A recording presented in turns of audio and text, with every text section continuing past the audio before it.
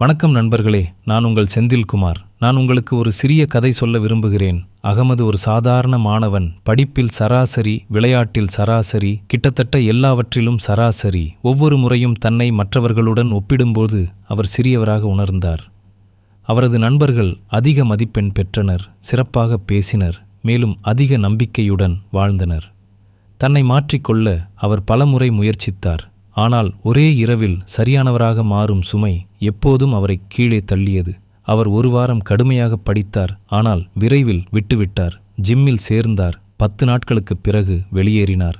சீக்கிரம் எழ முயற்சித்தார், ஆனால் 3 நாட்களுக்குள் தோல்வியடைந்தார். ஒவ்வொரு முறையும் அவர் தோல்வியடையும் போது அவர் தனக்குத்தானே சொல்லிக்கொண்டார், ஒருவேளை நான் போதுமானவன் இல்லை என்று. மெதுவாக அவர் சராசரியாகவே இருக்க விதிக்கப்பட்டவர் என்று நம்பத் தொடங்கினார்.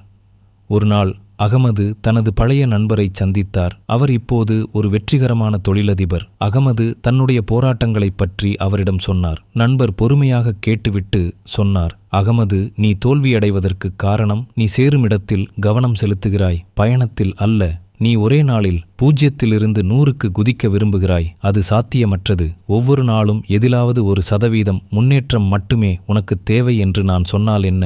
அகமது குழப்பமடைந்தார். நண்பர் தொடர்ந்து சொன்னார், நீ 1 வருடத்திற்கு தினமும் 1% முன்னேறினால் நீ ஆரம்பித்ததை விட 37 மடங்கு சிறந்தவராக மாறுவாய். ஆனால் நீ தினமும் 1% மோசமடைந்தால் விரைவில் 0ஐ அடைவாய். வெற்றி என்பது பெரிய செயல்களால் அடையப்படுவதில்லை, மாறாக சிறிய நிலையான படிகளால் அடையப்படுகிறது. For more stories, like and subscribe. Thank you.